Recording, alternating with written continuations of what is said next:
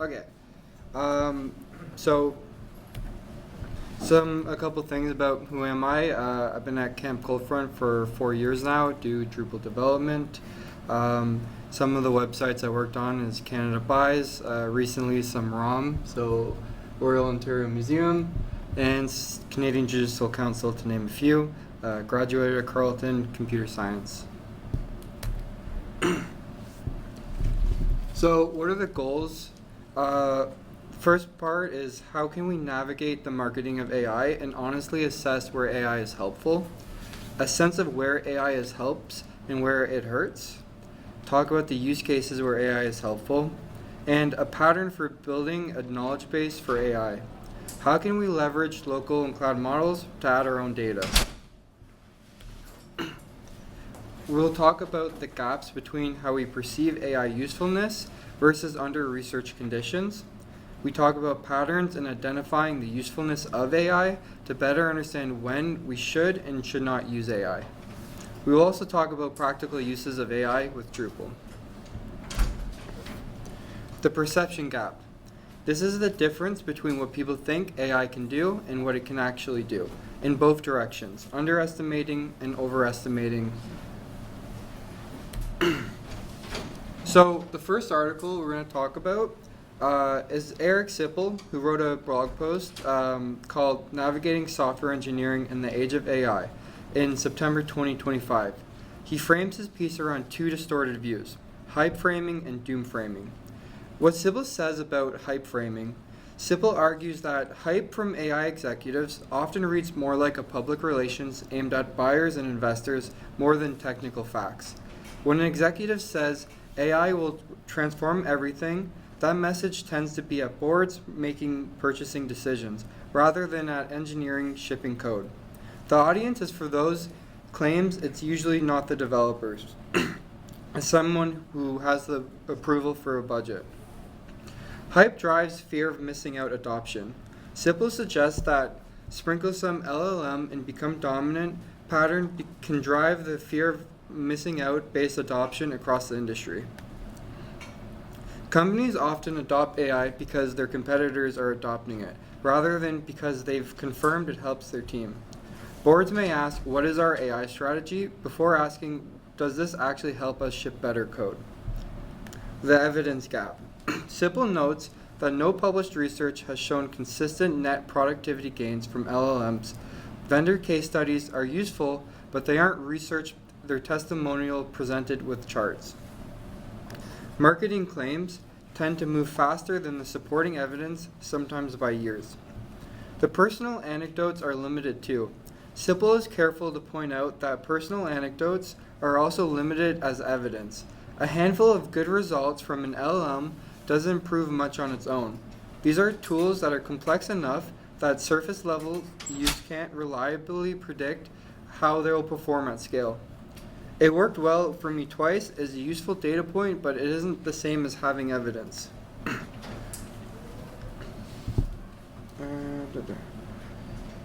Sorry. Okay. Just lost where I was. Okay. So Sipple's filter for evaluating claims. When you read an AI claim, Sipple suggests asking who's the attendant audience. Is it a board, is it a customer, or a developer? The same product can be described as revolutionary to a board and experimental in its own documentation. The honest developer answer is usually, let me evaluate it on a real task and report back. Sipple's flip side, the doom framing. Sipple presents doom framing as the flip side of hype. The fear of being outmoded if you don't get good of AI. It's the worry that not using LLMs will rapidly outdate you with other developer skills. The fear is often driven by hype claims, like the suggestions that fully working apps can be built in hours with an LLM. The prompt engineering panic. One specific form of this fear is what Sipple describes as prompt engineering panic. It's the concern that prompt engineering is the full future of software development, that debugging, architecture, and code review are not dead skills. Sipple argues none of that is actually true, but the fear itself drives behavior regardless. Sybil's key insight, same engine as hype. Sybil's key insight is that hype and doom both drive adoption without thought. Both framing treat AI as uniform, either a savior or a replacement. Both skip the real question, does this AI actually work for this specific task? Sybil's prescription. Sybil recommends is to replace the feelings with research. Rather than reacting to either framing, the answer is to ignore the narratives and read the studies. The prescription is the same on both sides. Whether you feel the hype or the doom, it's to start reading the research. So now we're going to talk about this METR study. METR stands for Model Evaluation and Threat Research. They are a nonprofit, donation-funded organization that studies how close AI is to accelerating AI research and development itself. The motivation is risk. If AI rapidly accelerates AI development, oversight and safeguards could break down. This study is one piece of evidence towards the bigger question. So why does this study matter? This study is a randomized control trial. This is the gold standard for evidence and the kind of research.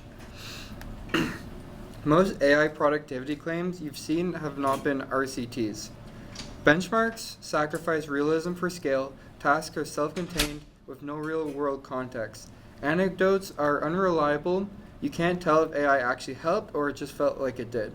METR's pitch was to measure AI in the wild on real work and with proper controls. The setup. The study involved 16 experienced open source developers recruiting from large repositories. These repositories averaged 22,000 plus stars and 1 million plus lines of code. Developers averaged years of contributions to their own repos. They worked on 246 real GitHub issues they considered valuable to their project, bug fixes, features, and refactors.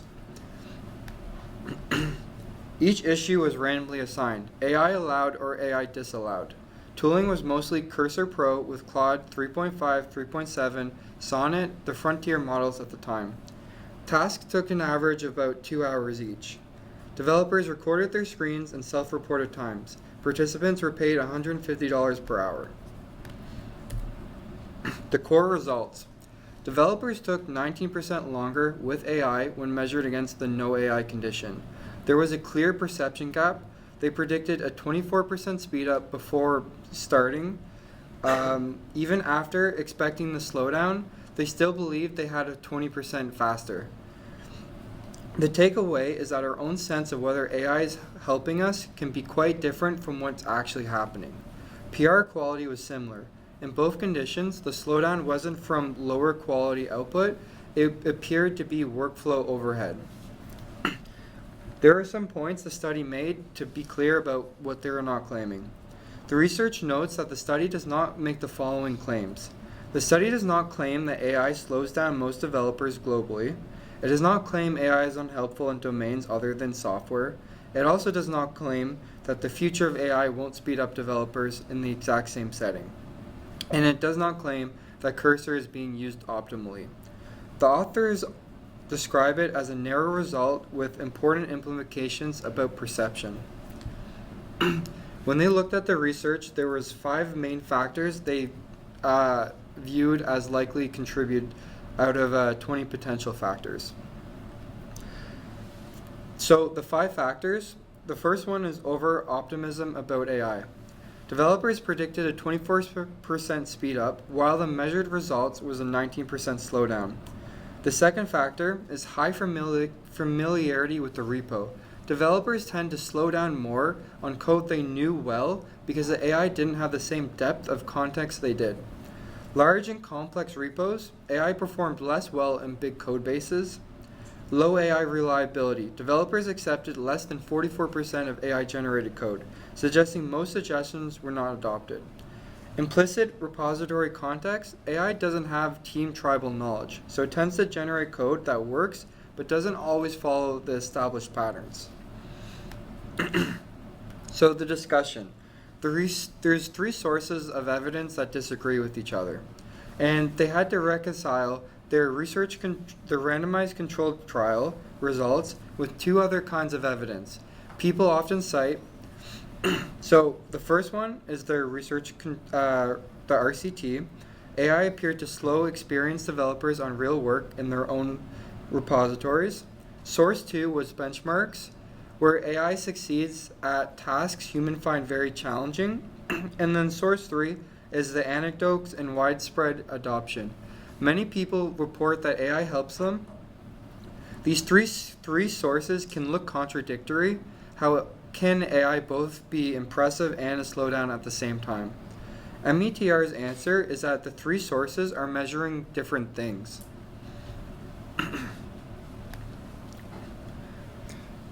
So why the three sources disagree? There's three differences. The first is the task type. The RCT used real PRs in a mature open source project. Benchmark used scope problems with automated tests. Anecdotes covered a wide variety of tasks. The success definition. The RCT requires code that passes review. Style tests docs. Benchmarks generally generally need the test to pass. Anecdotes often could found it useful as a win. AI type. The RCT used chat, cursor, and autocomplete. Benchmarks often use fully autonomous agents sampling millions of tokens.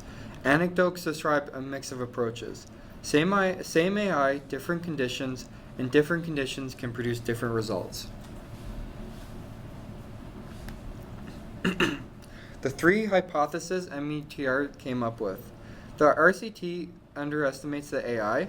That's the benchmark and anecdotes are essentially right, and something about METR's setup may be different from a typical use. Unfamiliar tooling, a learning curve, a high quality bar. The second hypothesis is benchmarks and anecdotes overestimate AI. The RCT is essentially right, and benchmarks measure narrow tasks while anecdotes are limited as self-reports. The third hypothesis is all three are right, but measure different things. AI helps in some settings and struggle in others. The answer depends on the task.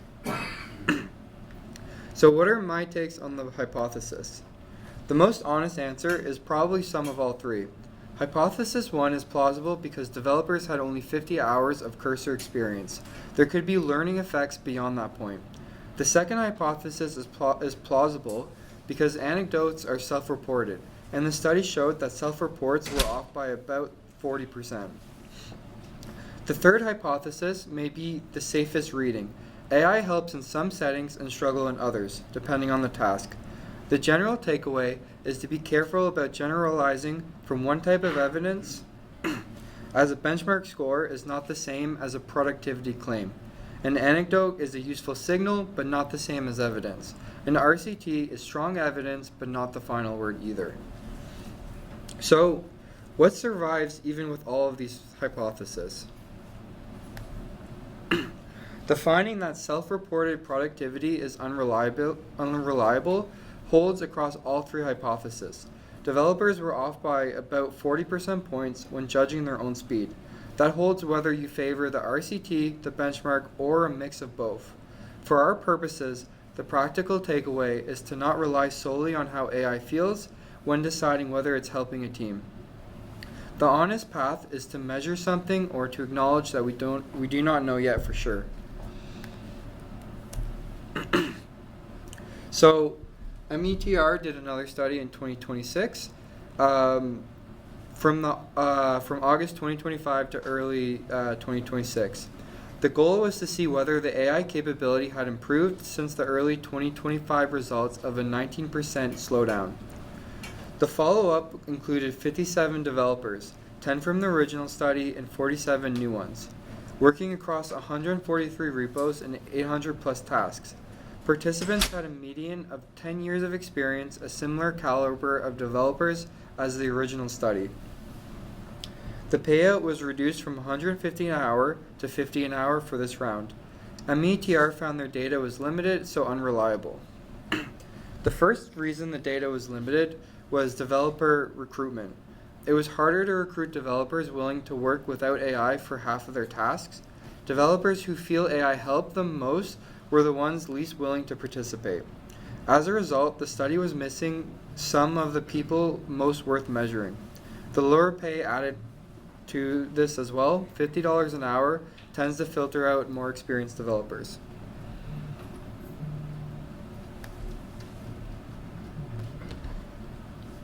The second reason was task selection. Between 30% and 50% of developers said they were choosing not to submit some tasks.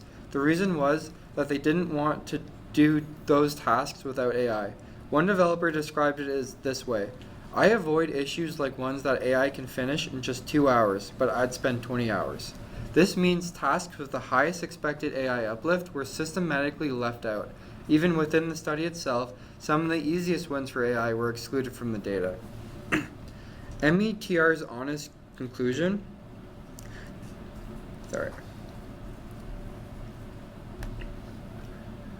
METR's honest conclusion. The team believes AI probably does speed developers up in early 2026, but the selection effects means they can't say by how much with confidence. They are redesigning the study, possibly using fixed task experiments, observational data, or surveys. The 2025 findings was methodologically clean, while the 2026 attempt to measure progress was harder to interpret. So what survives with the limited data? The findings that self-reported productivity is unreliable still holds. By my calculations, developers' perceptions were about 40% points off. They experienced a 19% slowdown, but believed they were 20% faster. Nothing in the 2026 follow-up changes the resolution, or the conclusion of that. AI capabilities also change over time. The 2025 result is a snapshot, not a permanent verdict. Even so, our own sense of whether AI is helping us on a given task isn't a reliable measure. My takeaway is avoid generalizing from a single point in time, and treat feelings as a starting point rather than as evidence. So AI, but at what cost? The framing. Modern AI subscriptions are often positioned as affordable, close to Netflix-style price points. Artelis research suggests that the framing is misleading because the underlying economics don't quite add up. Investors' money is currently subsidizing the gap between what users pay and what the services actually cost to run. The point Artelis makes is that the risk isn't using AI itself, it's a long-term decision we make based on today's prices. The hidden math, the subscription versus the actual compute costs. Anthropic's own documentation cites an average of $6 per developer per day, with heavy users reaching about $12 per day. That works out to roughly $180 to $360 per month in compute for a single active developer. The Pro plan is priced at $20 per month, so the gap is between $20 and $108 plus, what represents the subsidy in play. Independent estimates suggest a $20 Pro user can easily generate $163 in compute costs. That implies a loss of roughly $140 per month on every active Pro user. The takeaway is that today's prices appear to be below cost, kept low to encourage adoption.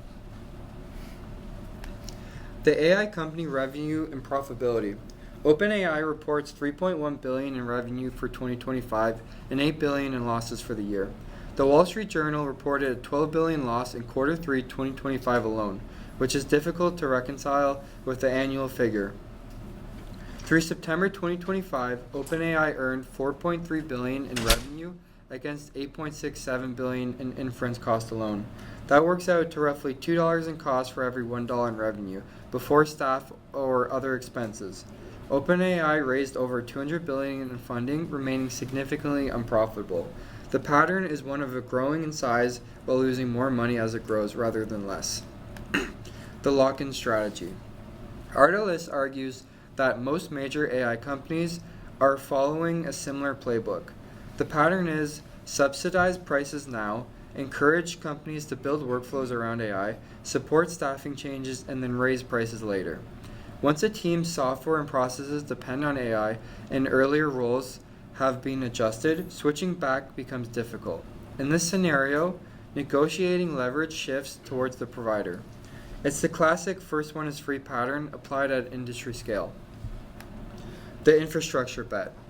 Google, Amazon, Meta, and Microsoft are on track to spend roughly $700 billion on AI infrastructure in 2026 alone. Some of the debt funding this build-out has been rated as high risk or junk, meaning there's real concern about repayment. Some commentators draw a parallel to 2008 where investors treated risky bets as if they were safe. If end users' revenue doesn't catch up to the level of spending, the economics could come under strain. This isn't a niche bet, it's a large-scale infrastructure investment across the entire tech industry. The first one is free. Artelis describes this as a classic loss leader strategy. Build adoption first, adjust prices later. He predicts that prices could rise 10x to 100x by the end of 2027, measured from 2026 levels. Once switching costs are high enough, the choice becomes paying the new price or rebuilding around something else. The point he keeps returning to, the risk isn't AI itself, it's making long-term commitments at today's prices. Anthropic already begun moving in that direction. Claude Code is shifting from per seat to per token pricing for enterprise. They also removed Claude Code from the Pro plan and made it max only, which is a higher price subscription. So what can you do? You can build a contingency plan so the business isn't fully exposed to unpredictable AI costs. Treat AI adoption like an investment portfolio with a balance of low risk and high risk approaches. The low risk option is your existing developer team uses reasonably priced AI tools with careful review. The higher risk option is many agent setups that consume large amounts of tokens and require constant supervision. Watch for hockey stick cost spikes and high-end agentic workflows. Be deliberate rather than accidental in choosing your AI strategy intentionally. Track spending against actual value delivered to the business, and stay ready to rebalance if the cost to value ratio changes. So, the Jagged Frontier. This research is by Karim Lakhini and colleagues at the Harvard Business School. It was conducted in partnership with the Boston Consulting Group. It was a study that originally coined the term Jagged Frontier. This paper was recently published in Organizational Science in March 2026 through the working paper has been available since September 2023. The study involved 758 BCG consultants, highly experienced, knowledge workers working on real professional tasks. What they tested. They designed two types of tasks, some inside AI's capability frontier and some outside it. The setup used the same workers, the same AI, GPT-4, and the same experience design across the board. The central question was whether AI helps on all tasks or only on some, and if only some, which ones and why. As they found, the answer depends on which side of the frontier the task falls on. The next few slides walk through what they observed in each case. So the setup. The BCG study included 758 consultants, highly experienced people. The participants were put into three groups: no AI access, GPT-4 access, or GPT-4 access with a brief engineering overview. Tasks were designed to fall inside or outside AI's capabilities. Three participants didn't know which ones would fall in and outside of that frontier. It was a pre-registered randomized experiment, a rigorous methodology rather than a survey or self-report study. The core findings. The study showed that AI capability is uneven rather than smooth. Tasks that look similarly difficult to a human can fall on the opposite side of AI's capability boundary. The boundary is largely invisible. There's no clear signal telling you which side a given task is on. This is the pattern. Lakhini and his co-authors named this the Jagged Frontier. Why the frontier is shaped this way. The frontier allows what the model can optimize during its training rather than human intuition about difficulty. A task being hard for a human doesn't necessarily mean it's hard for AI, and the reverse is also true. For example, creative writing might be well within the frontier, while a similar looking analytical task might fall outside of it. The shape is structural. It comes from how AI systems are trained, not from anything obvious about the task itself. What are the implications? You can't easily tell from looking whether AI will help you or hold you back on a given task, and that's the central challenge this section is addressing. The next slide shows what the numbers look like on each side of the frontier. Inside the frontier. So for creative, analytical, and persuasive writing, participants completed 12.2% more tasks with AI access. They worked 25.1% faster on those tasks. The quality of their output was roughly 30% higher on average. These were real measurable improvements across the board. The equalizer effect. Lower skilled workers saw the quality scores rise by 43%. Top performers also improved by a smaller margin of 17%. In other words, AI lifted the bottom of the distribution more than the top. The implications is that within this group, AI acted as a leveler rather than a multiplier of existing talent. Outside the frontier. On tasks outside the frontier, participants with AI were 19 percentage points less likely to get the right answers than those without AI. The control group got it right 84.5% of the time, while the AI conditions performed noticeably worse. The pattern from inside the frontier essentially reversed. AI made performance worse rather than better. In this case, workers without AI outperformed workers with AI. The same workers, the same AI, and the same experimental setup produced opposite results depending on the type of the task. AI didn't simply fail to help on the wrong kind of task, it moved performance below the no AI baseline. The cost of using AI is on the wrong task can be negative, not just neutral. This is one of the most important findings in the current conversation about AI productivity. So why does this matter? The METR study showed developers were 19% slower with AI while feeling about 20% faster. That gap suggests self-reports alone aren't a strong basis for adoption decisions. In practical terms, our own sense of whether AI is helping us isn't always reliable. The frontier moves over time. Today's map of what AI can and can't do may not be the same tomorrow. Tasks that were outside the frontier of GPT-4 could be inside it on GPT-5. As models change, new strengths emerge, and new failure modes can appear too. The practical takeaway is to build a habit of rechecking rather than relying on a one-time judgment.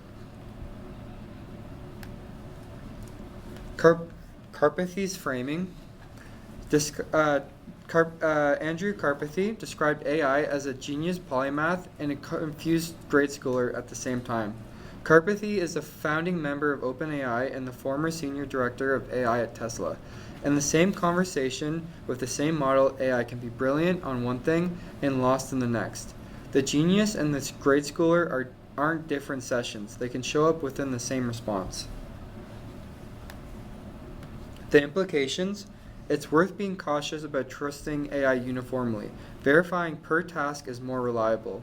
Saying AI is good at code is too broad to act on with confidence. A more actionable framing is AI is good at this kind of code with this context. A useful habit is to treat every AI output as a hypothesis until you verified it. Persuasion bombing. Randazzo and his team analyzed GPT-4 logs from over 70 BCG consultants. Workers in the study attempted to validate AI output on outside the frontier tasks.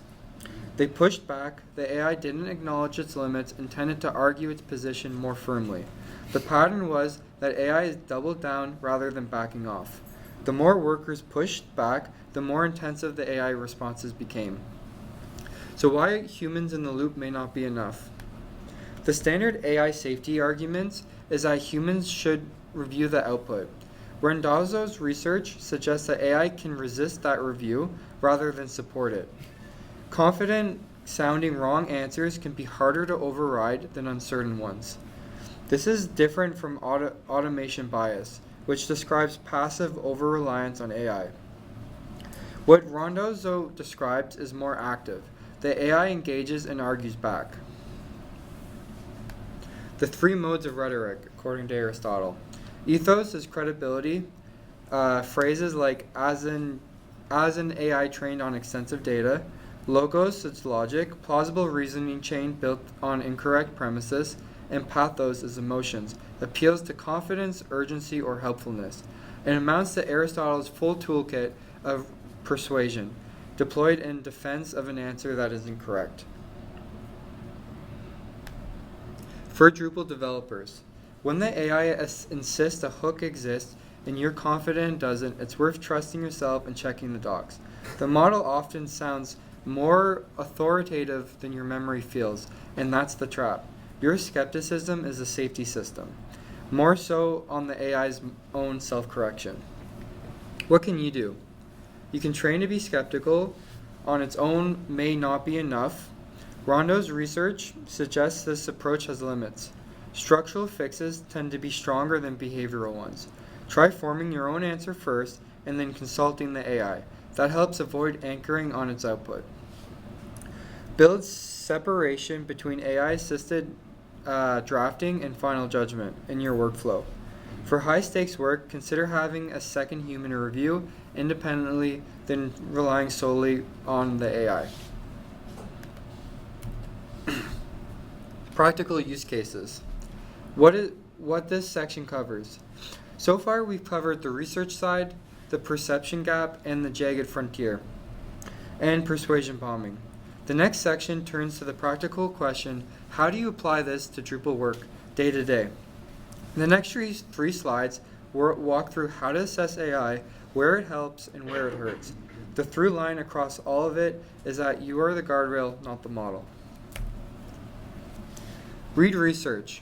Sipple's prescription is to start reading research and to read a lot of it. He encourages reading up every piece of you reasonably can. Research describes how tools perform under rigorous, defined conditions and at a scale that personal use can't replicate. Sipple cites Gary Marcus, Ed Citron, and Mary as the analysis he draws on. Personal anecdotes has limits. If you use an LLM a couple of times and get a good result, that on its own doesn't prove very much. It's not that you can't reason about the tooling, it's that these tools are complex enough that a few interactions can't capture how they behave overall. Surface level usage can't reliably tell you what the experience at scale will look like. Sipple's point is that a handful of good results is a useful signal, but at the same time not evidence. And a YC poster is not a peer review. Sipler cautions don't let enthusiastic voices convince you that the research is bad, outdated, or missing some secret sauce. No research is perfect, but it's unlikely that a YC poster has given the work a proper peer review. The practical takeaway is to weigh sources by methodology, not by enthusiasm. When your experience contradicts the research, if your personal experience doesn't match the research, that's not proof the research is wrong. These tools are complex and can behave unexpectedly at scale. Sipple's framing is to lean on the research more than on AI CEOs or on limited personal usage. The reward, closing the thought, going deeper into the research can help ease the fear that prompt engineering is the full future of software development. Sipple suggests that reading research can put that fear aside. In his framing, reading research is professional sanity checking rather than homework. So Sipple's core argument is the impact of LLMs in his assessment is effort shifting, not time saving. In other words, LLMs probably won't speed up overall, but they can make the work feel less onerous. And from that point of view, the distinction matters. The reality is expectations isn't a speed up, it's a different kind of effort. So basically the idea is, what do you value the most? Sipple suggests asking yourself, which phase of work do you get the most value from? In this view, LLMs help most when they take a phase you don't enjoy. The phase you don't enjoy is often the one that the phase you do enjoy is often the one that you're best at. That's a phase worth keeping to yourself. And then in general, outsource the tedious and keep the valuable. So the simple on tests. Sipple sees tests as a strong fit because code quality is a slightly lower bar in test code. He notes that testing is one of the most tedious phases of feature development. In his framing, shifting that effort to AI is genuinely welcome. In practice, more tests actually get written with quality that's good enough. The alternative is skipping tests otherwise and having AI help write them is a net win. And simple on reversing this pattern. If you're getting started but feel pressure on to use AI anyways, you can point AI at fleshing out your tests instead. The rule scales to your preferences. There isn't a universal right phase to use the AI on. It's about matching it to where you find tedious. Simple notes that LLM generated code has been carefully reviewed by an engineer isn't a problem. The concern in his view is that a lot of LLM code isn't being reviewed carefully. AI doesn't protect quality on its own, your review does. In practical terms, the review is the guardrail, not the models. When the review step is skipped, you end up shipping whatever the AI produced, for better or for worse. So, my Drupal specific applications.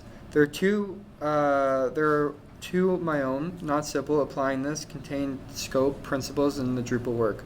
For example, writing a Drupal contrib module can be really helpful, and the reason is because you have a confined scope, whereas you're not working in a large code base. So it's a lot easier for you to give a detailed description, essentially pseudocode, describing how you want the code to be broken down, how you want it to be organized, and then go through and test that, which can be a lot faster than doing it inside of a big code base where you have issues where you might be implementing the same feature twice in two different locations, which can cause other issues. As well as writing one-off scripts. Because one-off scripts aren't in production usually, you can write a script that, for JavaScript for example, you can put it in the console and find accessibility issues to help fix them up cleaner or faster, and other stuff as well as that can be very helpful. As AI, if you ask it the same question multiple times, may give different results. So by having it generate a script and confirm the script's working, then you know you'll get the same result each time, and it saves you time on writing the scripts. The general pattern is contain the scope plus careful review equals a setting where AI is comfortable to rely on. GitClear's dataset. GitClear analyzed 211 million lines of code spanning 2020 to 2024. Then they mentioned on the analyzing the data before and after the AI adoption took place, and it talked about code sprawl. GitClear found that refactoring dropped from 25% of changed lines in 2021 to under 10% in 2024. In the same period, copy-paste rose from 8.3% to 12.3% of changes.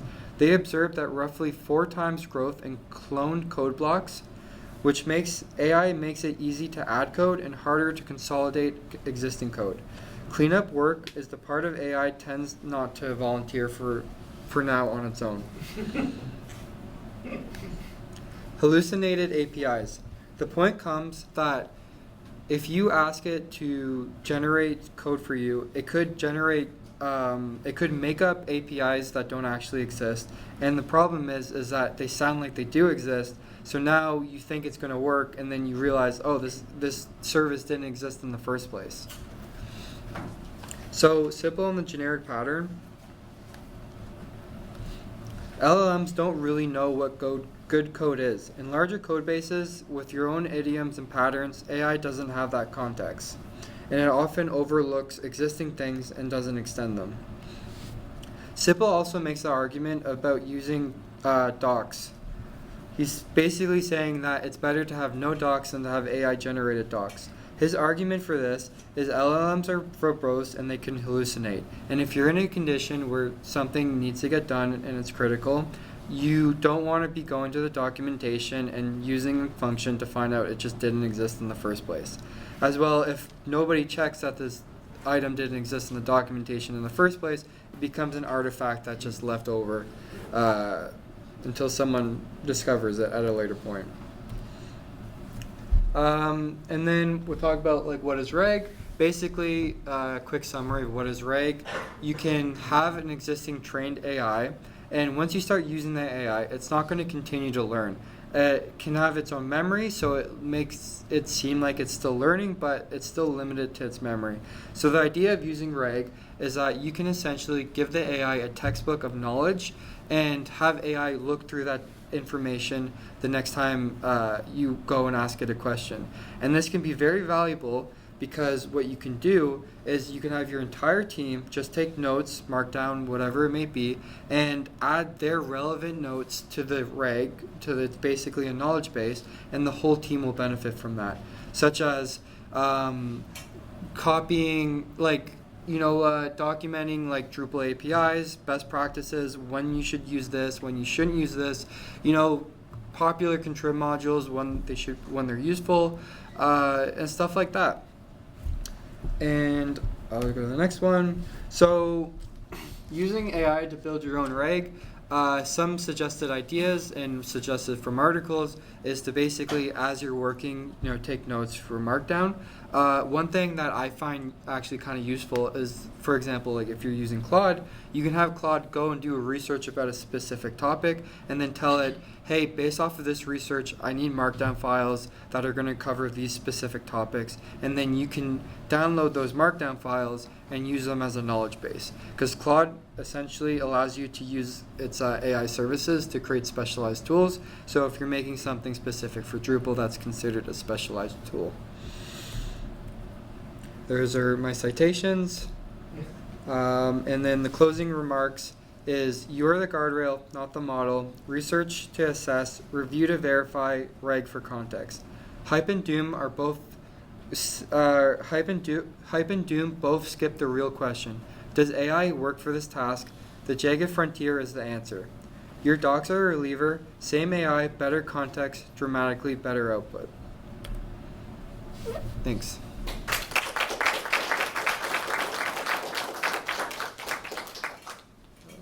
Any questions? Yeah. When you said that developers, when they use Code Pro, they actually use it more than what it costs Code itself. But doesn't it get offset by the bunch of users that are paying for Pro? No. No, they're taking a loss on that too. It's getting subsidized by investors because investors basically see it as like a safe bet because they're like, okay, AI is the future. But they need people to adopt to start using it, so they need the pricing to be reasonable. And then once they start using it and become dependent on it, it becomes more difficult for you to get out of it. So then that's when they can start raising their prices because their business model needs to become profitable. So some of the things that they're doing is like Claude recently lowered their usage limits for people, removed Claude Code from the Pro plan, and they're basically they're different ways to, and then they also changed for enterprise plans from usage per user to usage per token. So basically they're trying to close the gap of profitability, which means that the prices are going to have to come up, and the prices are going to come on to the consumer eventually. So the whole, so the whole point is that like AI is not bad, but you want to just make sure that you're being aware of how the pricing model is going to change if you're going to become dependent on it. Good comment though. That's a huge gap that you mentioned. $20 to $180. Yeah. Like you can't close that. and if that's based on usage per user, then adding a new user just makes it worse. Well, yeah, like that's that was the thing with Claude is that when Claude with the U.S. government had their kind of fallout, and they were like, we're not going to use Claude. And then OpenAI came and had a contract with the government for basically how they're going to use their AI. A whole bunch of people went over to Claude. And like, I'm not 100% sure, but my kind of idea is because a lot more people went over to Claude, that's kind of why they had to like tighten up the restrictions, because more people using it means they're spending more money and they're getting money from their investors at a certain rate. Yep. It's more of an observation. Sure. When Meter did their study in 2025, Yep. I found it interesting that they used a bunch of beginners for their study. Oh, did they? Well, I don't think know if about it. that's true. Think about it. AI hasn't been out that long. Oh, you're talking beginners in terms of how AI they used, right? Well, your Yeah. experience as a developer gives you a certain advantage, but if you don't know how to use AI, yes, of course, your productivity is going to go down. Yeah. But these are like experienced open source developers, but like new to like AI itself. So that's why it was one of the hypotheses that we're basically saying that like, hey, you can get really good with AI and find real productivity gains. It's just that it's hard to know when you're getting a productivity gain or when you're not. And that's kind of why Eric Sipple was arguing to use research as kind of like a way to check that. And then when you're using something and you find it useful, it's kind of like a starting point to go look into that more. But yeah, like AI can be very useful for lots of different things. And I think it's definitely true that, you know, if they were heavy AI users, the numbers could have been different. But, also sorry? Do you know at what time of the year they did this study? 2025, I think it was the beginning of the year. Yeah, because the beginning of 2025 and the end of 2025, as far as AI, it was like night and day. Yeah. No, like even with Claude coming out recently, like Claude has been really great. So then they did another study in 2026, and they just weren't able to reliably act on that data just because of the issues they had at recruiting people.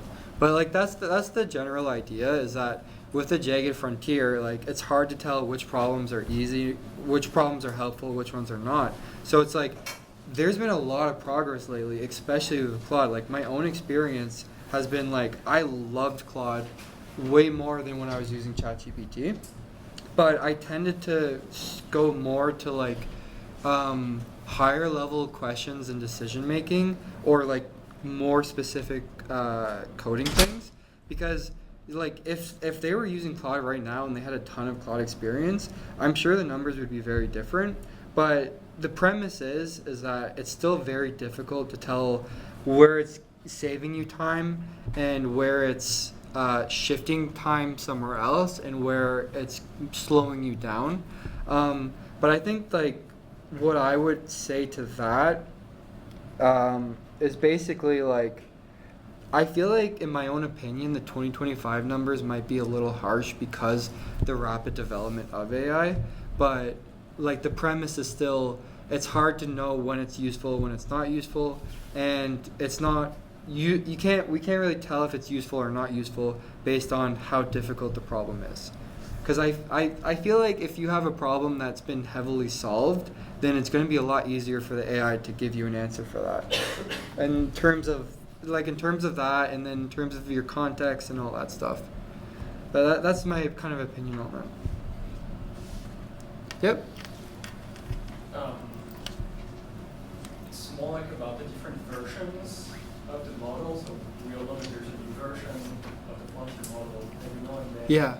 And pushed by default by the vendors, and we all know that they also cost more. Yeah. To use, and they have bigger context windows. So I mean, everything is like component. Is there any study or numbers to figure out how much marginal gain you have by using a more recent model versus sticking to the previous one, or even the two, and saving a lot of money because those models are less expensive? Like, they can figure out the trade-off between paying a lot to have the latest and greatest versus staying a little bit behind, saving a lot of costs because those models are way cheaper, while still getting awesome results. So, like, is there any measure of what is the marginal cost of getting by paying more? Dave, do you have an answer for that? I mean, if it exists, I've not heard of it. Yeah, not really. Like, That was one of the arguments in one of the articles they made, is that there wasn't any consistent research saying that an LLM is consistently useful. Like, in my own opinion, I feel like the only way you can really tell is like go and use it and then see how long it takes and look at the code quality as well, because this code has two purposes, right? Like, it's got to satisfy the requirements, but it needs to remain changeable. So if you go and you generate a whole bunch of code and then there's an issue with AI, then someone has to go in and then clean the code up to make it changeable, so that way you don't have this huge cost for the next feature. So, like, there's not really a good answer or a study I can think of to kind of answer that. It's a scientific framework. Yeah, like, I feel like it's almost like an experiment. Yeah. Like, what I used to do is I would go to Starbucks and spend the entire day just using Claude Code to try to write a theme, and then after I was just like, well, I shouldn't have done that, because like, because like, it's just because like it was just the way I was trying to build it. Like, I couldn't tell it, like, I wanted to use CSS variables, and I told it what CSS variables to use. So like, it was able to make it look nice, but then to follow like the coding standards I was using, it just couldn't do that. So that's why it's kind of like an experiment, because it's like we can't really tell with our own judgment. So it's almost like, well, give it a try on a small scale and see what happens. And if you find it useful or valuable, then that's great. But also, again, like, reading the research can help guide like the North Star in terms of like, you know, are we getting a good bang for our buck? Because I feel like it's also hard to kind of measure the value from the code it generates. Yeah? A more maybe slightly unfair question. Yeah. Do you think the AI, let's assume it's going to work, and it is kind of working for a lot of us, Yeah. is that going to replace a lot of developers, or is it simply going to, because that's what you always hear, developers are gone. Yeah. Or is it going to have just as many developers, but with a different skill set? You're coding in a different way by learning how to do the prompts and how to guide AI.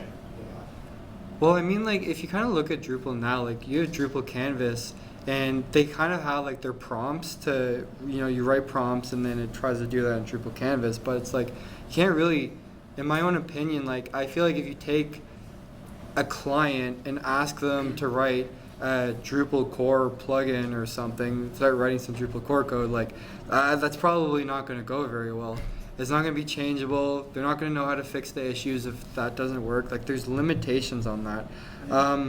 I feel like it's going to be a mixed bag, where it's just like the people who are going to benefit the most from it are the ones who, you know, understand when to use it and understand how to use it. But in terms of replacing developers, no, because there's no research based off. One of the arguments I think Eric Sipple made was basically there's no research supporting that prompt engineering is completely changing the future, based off of right now. And if that's the case, then no, it's not replacing developers. Yeah, that's my hunch, is that we hear that all the time. Right? Yeah. But So I think that's on the hype. Yeah, I think Yeah. that's on the hype CEOs, side. CTOs of those big companies. Oh my God, I see like. They're Yeah, some of the commercials I see or like ads I see are just crazy. Like project managers telling other project managers, "Oh, your developer's too busy. Just write it yourself and ship it." And I'm just like, yeah, tell me how that goes. But yeah, I mean, the crowd that's been trying to devalue labor has been hard at work trying to get That's rid of the thing. developers for a Going long on time. in everything. Yeah. I mean, they hate hard work so much, and the fact that anyone does it just irks them. So, like, yeah. But I mean, there's stuff that still needs to get done. And It's going to change for sure.